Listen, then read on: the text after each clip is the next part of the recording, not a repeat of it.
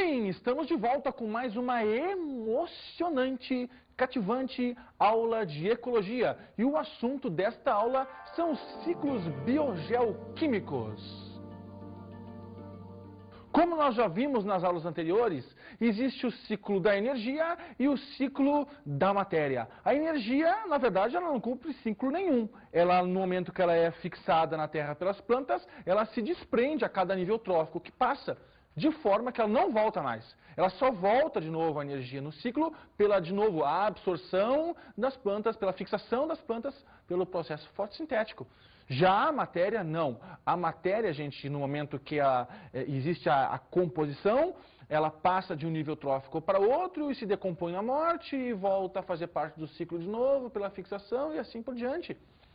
Nós temos, então, com relação à matéria, né, um ciclo fechado. Né? Ela obedece, então, uma cadeia, ela entra na cadeia alimentar e a decomposição pela morte de cada um desses indivíduos faz com que ela se disponibilize de novo, né, para o ser que acabou de fixá-la. Muito bem, então é justamente sobre esse assunto da aula de hoje, né? A rotatividade e a importância de manter sempre esse fluxo, né, esse fluxo de matéria de forma harmônica. E na aula de hoje nós vamos ver os 4 principais ciclos biogeoquímicos. O da água, o do carbono, o do nitrogênio e o do oxigênio. Bom, vamos começar a falar a respeito do ciclo da água. A água, essa substância que está presente e é tão importante para que haja vida na Terra. Ela é tão importante para que haja vida, gente, que os cientistas da NASA, quando enviam as suas sondas lá para Marte, eles estão justamente querendo buscar isso. Água. Água em forma de gelo, água em forma líquida, ou resquícios de que um dia houve água neste planeta. E parece que eles estão descobrindo. Então, gente, a água é essa substância que, pelas suas propriedades organolépticas, proporcionam justamente a viabilidade da vida no nosso planeta, no planeta Terra. O que vem a ser essas propriedades organolépticas, né? É a capacidade da água ser um solvente universal, é a água ser incolor, inodora, insípida, é a água ter um alto calor específico. Mas a água, gente, muitas pessoas pensam que ela é um bem infinito, quando na verdade ela não é. Observe o gráfico que eu trouxe para vocês aí, ó.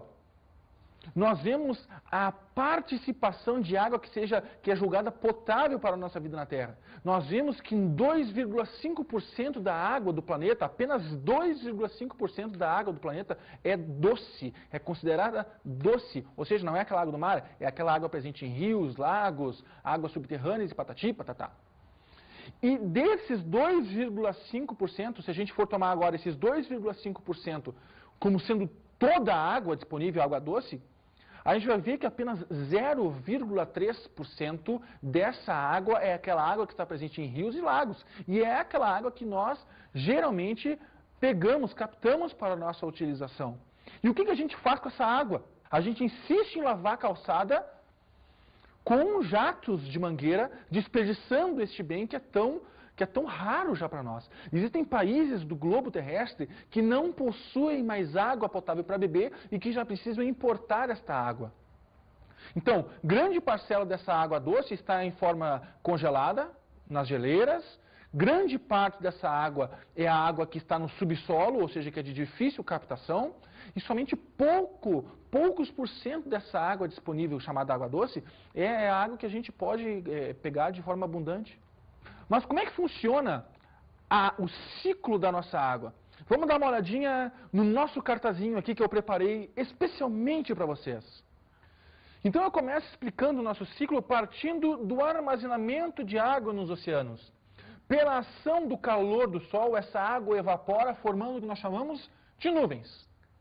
É claro que chega um momento em que a saturação das moléculas de água na atmosfera é tão grande que a chuva acaba por acontecer, a precipitação então dessas moléculas de água.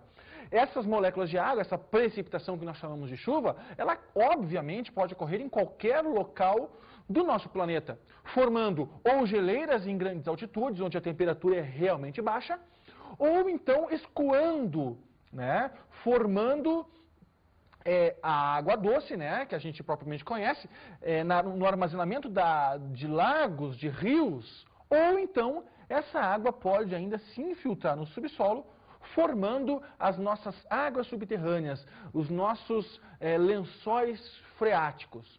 Muito bem, no momento em que a água volta a estar armazenada ou em forma de rios e lagos, ou, e claro, os rios e lagos correm sempre para o oceano, volta tudo de novo, a ação do sol, a formação de nuvens, a precipitação, blá, blá, blá, blá, blá, blá, blá, blá, blá. Mas agora olha só o detalhe.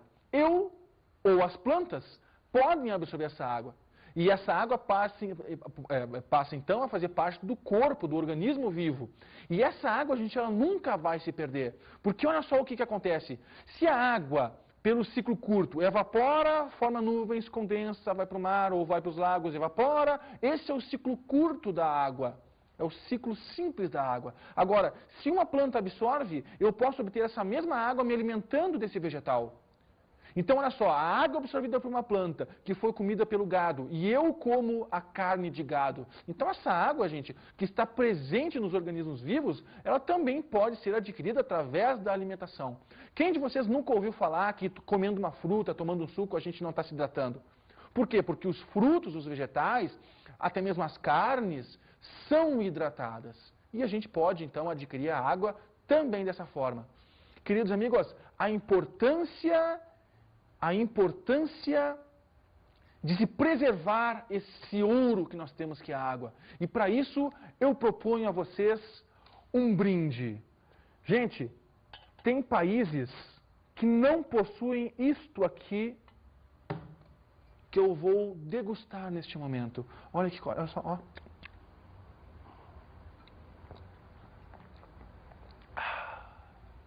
O prazer de se beber uma água é uma coisa assim, ó, que não tem preço. E olha, eu temo pelo futuro dos meus futuros filhos. Olha, eu não sou casado, não tenho relacionamento fixo, mas um dia eu pretendo ter filhos.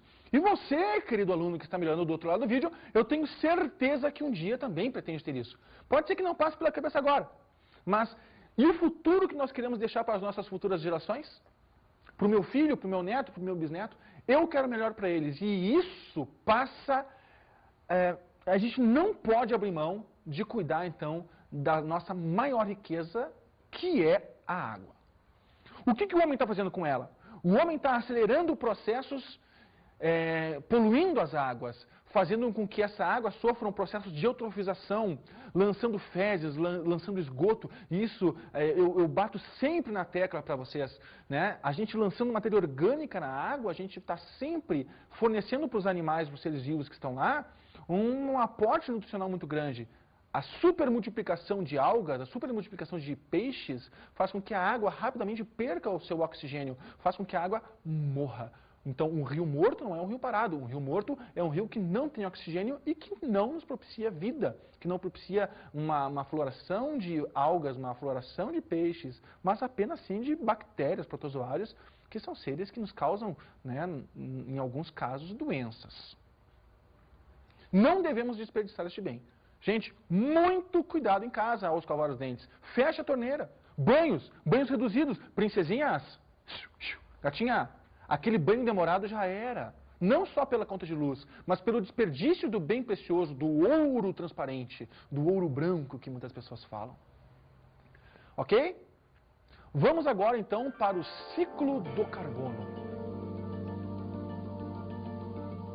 O carbono, gente, é um elemento que é obrigatório em todo o ser vivo. O carbono é a molécula fundamental para todas as substâncias orgânicas, como os lipídios, as proteínas, os glicídios, como vocês já viram na aula do nosso querido e amado professor Fernando.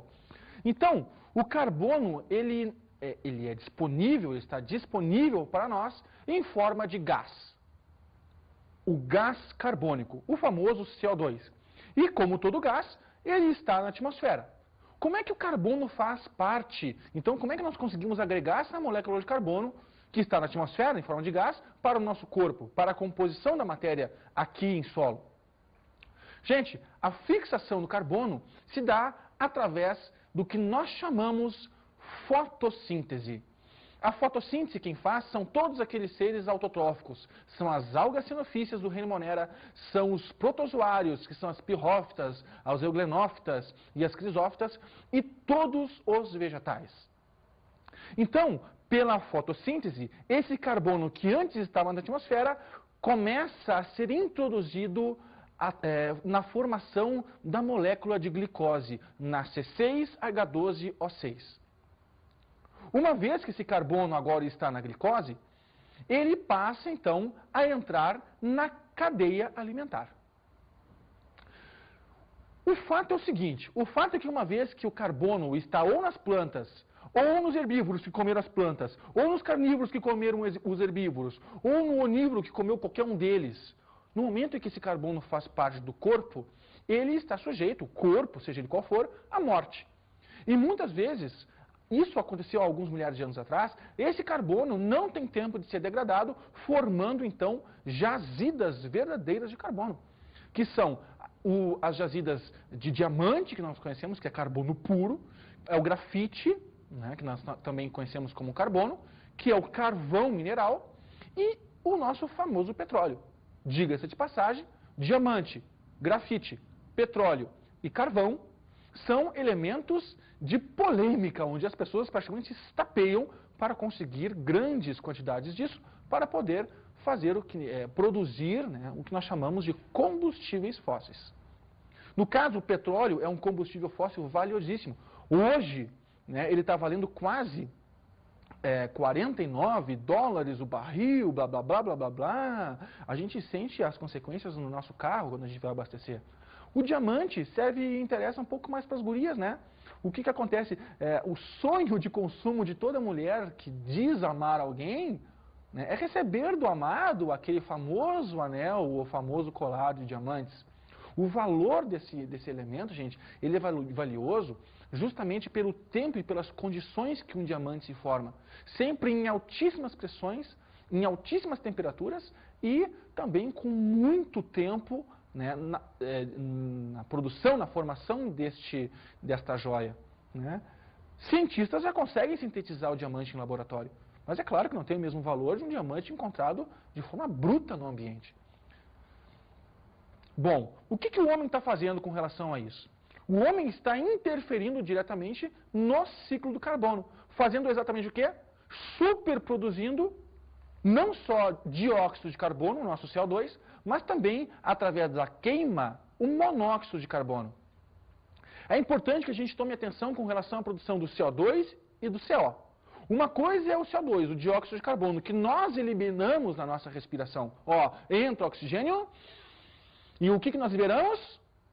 Exatamente, o dióxido de carbono. Já o monóxido de carbono, não. O monóxido de carbono é resultado de uma queima imperfeita, a queima através do fogo. E nós então fazemos o quê? Pegamos o petróleo e através do petróleo nós produzimos as gasolinas, os querosenes, enfim, todos os combustíveis que nós conhecemos, o álcool não, mas enfim, e queimamos eles ou nas indústrias, nos fornos, nos motores a explosão, como os carros, máquinas, enfim. E essa queima nos gera fumaça e fuligem. E é justamente aí que está o monóxido de carbono. O monóxido de carbono é um gás incolor, que não tem cheiro e que pode nos ser letal quando inalados. Então o homem, através da queima e através também do uso indiscriminado desses elementos, está superproduzindo e está liberando de forma muito abundante na atmosfera o carbono novamente, alterando essas condições normais do nosso planeta. Nós conseguimos sentir isso no nosso dia a dia, no que nós chamamos popularmente de poluição. A poluição não é só a poluição do ar, viu, Gretada? Não é. A poluição ela pode ser manifestada de várias formas. Mas a poluição que a gente vê com relação a isso está nítido nas grandes cidades, nas nossas grandes metrópoles, nas nossas megalópolis. Bom, então vamos ver de forma simplificada o ciclo do carbono na natureza. O que nós temos, então? O gás carbônico como um gás suspenso na atmosfera, fixado através da fotossíntese pelas plantas, pelos seres produtores, tá? Que entra na cadeia alimentar através do consumidor primário que pode ser consumido pelo consumidor secundário. Mas o interessante de tudo isso é que tanto produtores, como o consumidor primário, como o consumidor secundário, terciário, o que for, todos eles respiram e pela respiração o gás carbônico volta à atmosfera.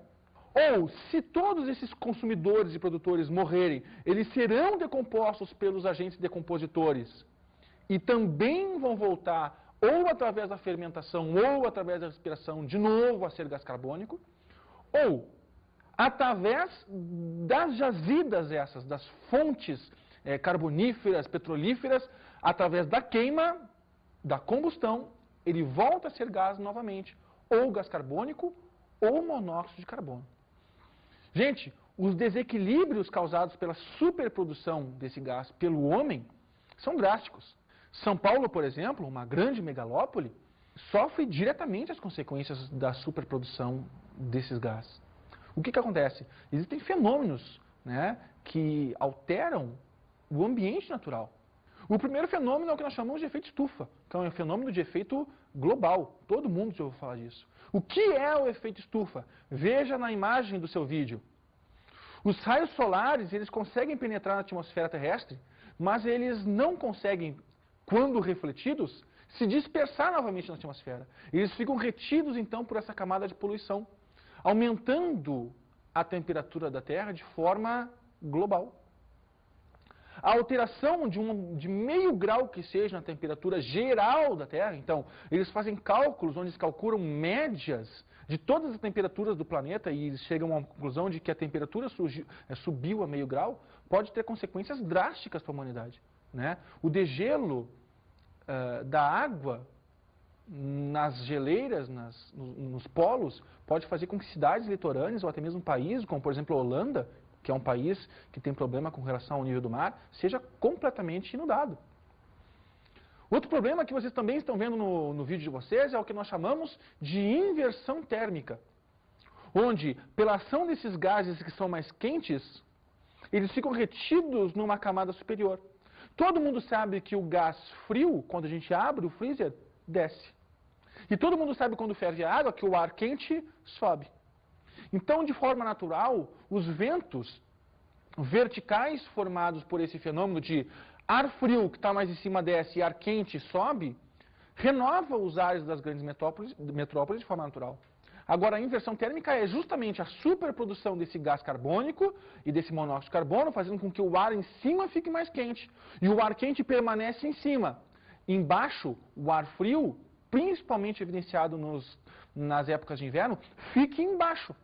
Ar quente fica em cima, ar frio embaixo. Não ocorre essa troca natural, de forma que a poluição retém o ar na cidade, provocando grandes incidências de problemas cardíacos, problemas respiratórios, pessoas precisam estar constantemente usando colírios, usando aqueles remédios para pôr no nariz para evitar o ressecamento e patati e patatá.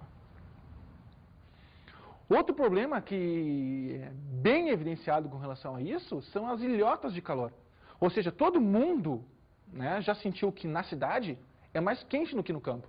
Não só pela produção do gás carbônico, vamos confessar, mas também pela impermeabilização do solo, muito concreto, pouco verde, enfim. A retenção de água, que funciona como regulador de temperatura. Mas, enfim, a formação dessas ilhotas de calor, a formação desse fenômeno chamado inversão térmica e a formação do famoso efeito estufa são consequências diretas da queima indiscriminada dos combustíveis fósseis pelo homem. Vamos dar uma olhadinha numa enquete que nós fizemos nas ruas, perguntando, afinal de contas, você sente os efeitos da poluição no seu dia a dia? Eu tenho certeza. Vamos popularmente qualidade de vida. Você tem realmente uma boa qualidade de vida? Questione-se isso. Vamos falar agora sobre o ciclo do oxigênio. Gente, quando a gente fala popularmente ar, nós estamos falando de todos os gases envolvidos na atmosfera. Um dos gases é o oxigênio. E engana-se quem pensa que o oxigênio é o gás mais abundante, porque ele não é. O gás mais abundante é o nitrogênio, nós veremos em seguida. O oxigênio ele faz parte de mais ou menos 18% de toda a atmosfera. E ele não é um gás original do planeta Terra. O oxigênio ele só veio surgir depois de alguns milhares de anos que o planeta Terra começou a mais ou menos dar uma ajeitada para que haja vida de fato. O oxigênio é originado da fotossíntese. Então, somente seres fotossintéticos, e eu já falei quais são para vocês, produzem esse gás chamado oxigênio, e que é vital para que haja vida aeróbica no nosso planeta. O que acontece então? Nós temos um grupo de seres fotossintéticos que produzem esse gás oxigênio, e absolutamente todos os seres consumindo este oxigênio, inclusive os seres fotossintéticos. É importante agora a gente dar uma olhadinha na nossa figura que mostra o ciclo do oxigênio. Então tu enxerga aí no teu televisor o quê? Tu enxerga um grupo de agentes fotossintéticos que estão representados aqui como árvores que produzem o oxigênio.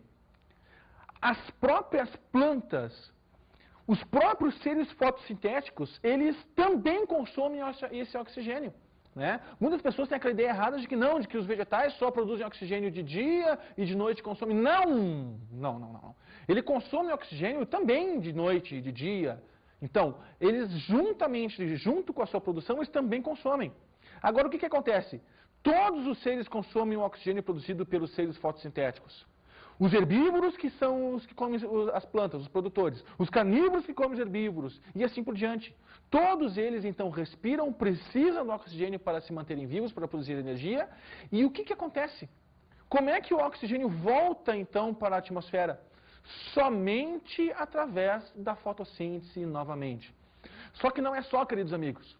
Além de todos os seres, inclusive os fotossintéticos, consumirem oxigênio produzido, existe também a ação ionizante dos raios solares, que transforma o oxigênio em ozônio, o O2 em O3. Gente, a camada de ozônio ela foi formada de maneira natural pela ação dos raios do Sol. Só que o homem também, pela sua ganância, ou até mesmo no início pela sua ignorância, através de um gás produzido chamado clorofluorcarbono, os famosos CFCs, eles começaram a degradar a camada de ozônio.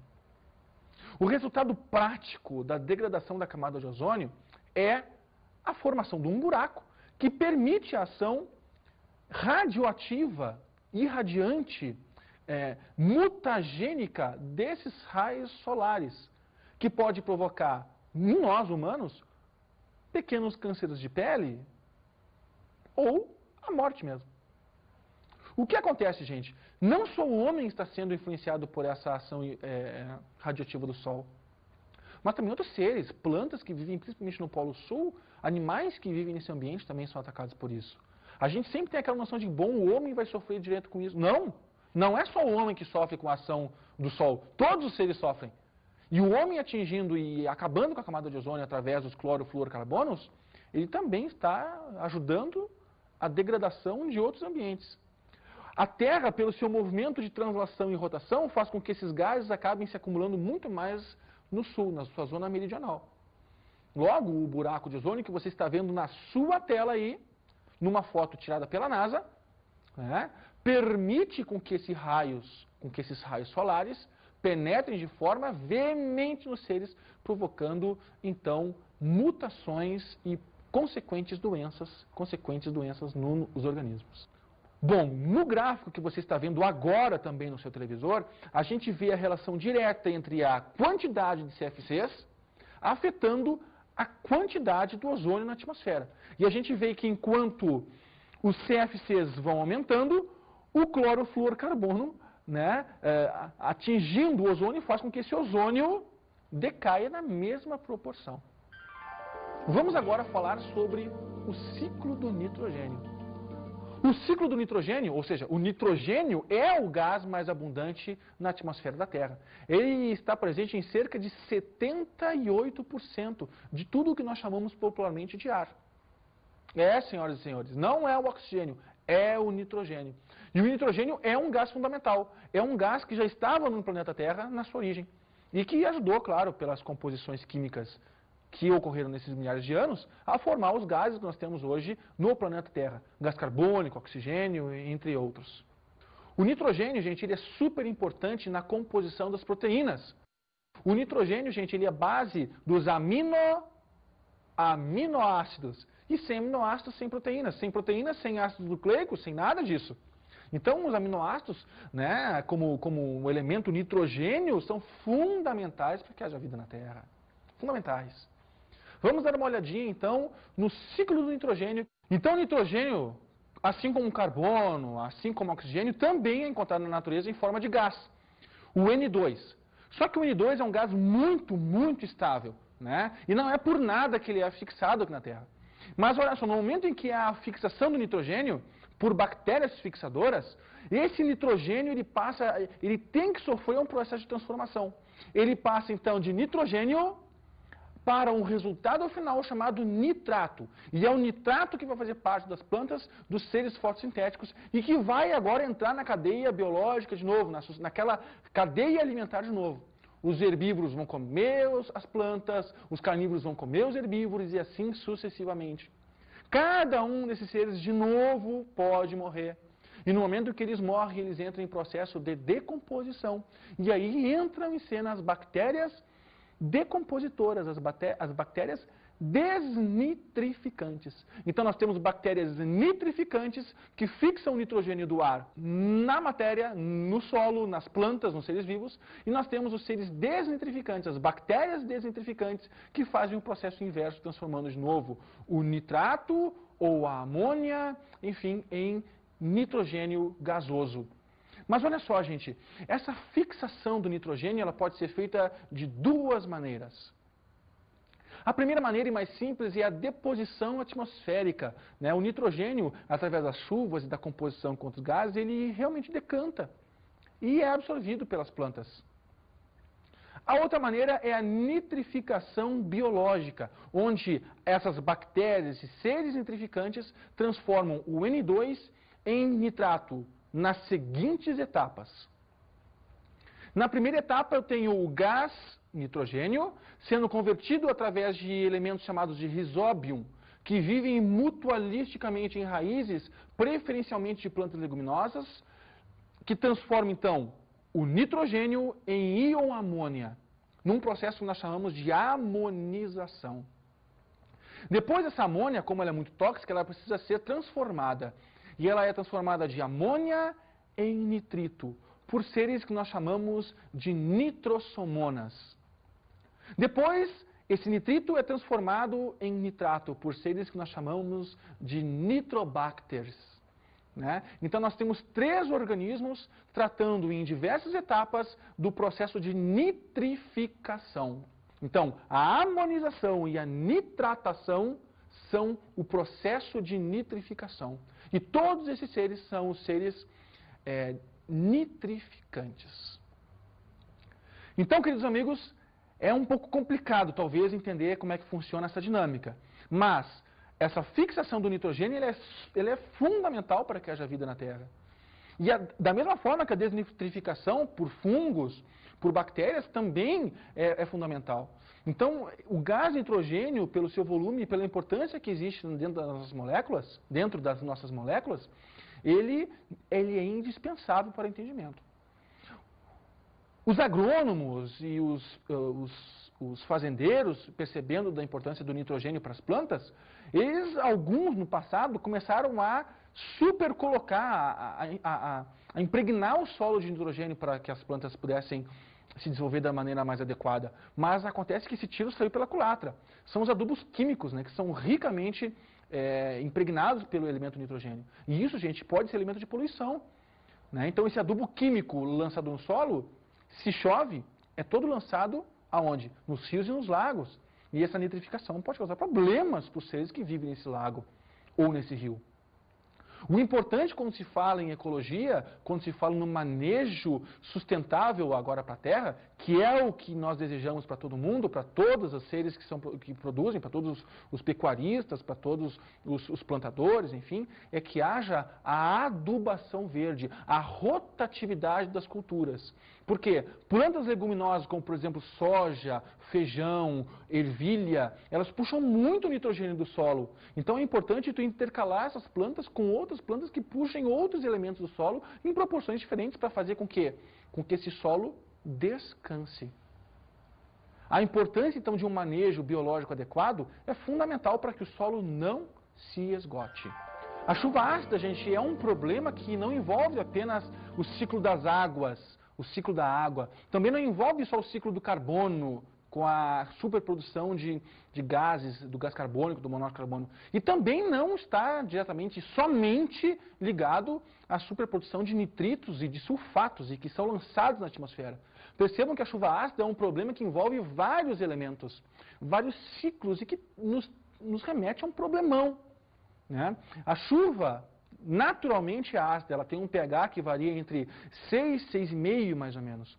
Só que no momento em que as moléculas de água estão suspensas no ar e se combinam com esses elementos mais pesados, com os nitratos, com os sulfatos, enfim, com os elementos carbonados, o gás carbônico, o monóxido, ela se precipita num pH mais ácido do que é o normal dela. E as consequências são horríveis, né? O ácido, no momento em que ele toca a pele, no momento em que ele toca prédios, monumentos, plantas, ele realmente tem essa ação corrosiva e que acaba por destruir não só os monumentos, o concreto, o granito, mas imagina a consequência na pele das pessoas. A incidência de pessoas com câncer de pele nas grandes metrópoles também se dá através da chuva ácida. Esse é um momento para a gente refletir.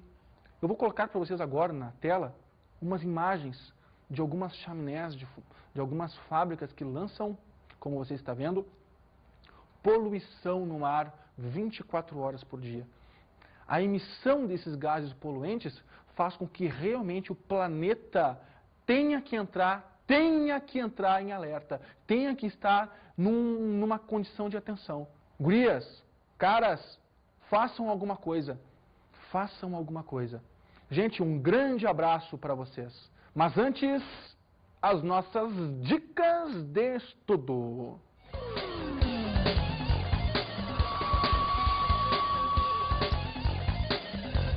Para você que quer estudar de uma maneira mais aprofundada, eu proponho que você monte com seus colegas grupos de estudos. Grupos de estudos sobre todas as consequências para a natureza desse desequilíbrio dos ciclos ecológicos, o ciclo do carbono, o ciclo da água, do nitrogênio e do oxigênio.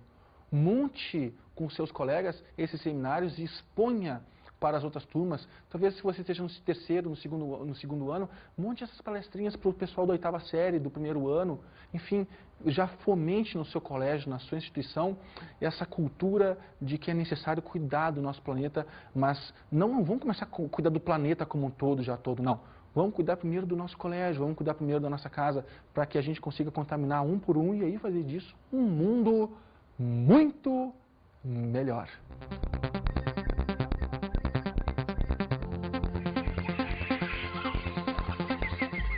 Na aula de hoje, falamos sobre os ciclos biogeoquímicos. E os 4 principais elementos, o ciclo do carbono, o ciclo do oxigênio, o ciclo do nitrogênio e o ciclo da água. Vimos o ciclo da água. E a importância que a água tem para a formação de vida, não só no planeta Terra, mas também vida fora, como por exemplo em Marte. Observamos o ciclo do carbono. E o caráter fundamental que a molécula de carbono tem na composição química de todas as substâncias orgânicas do planeta. Estudamos o ciclo do oxigênio. E vimos que o oxigênio é formado pela ação dos seres fotossintéticos e consumido por todos os outros seres, inclusive eles, os seres fotossintéticos. E também falamos sobre o ciclo do nitrogênio. E a importância do nitrogênio para a formação dos aminoácidos, ácidos nucleicos, enfim, e pelo desenvolvimento de toda a fauna e flora.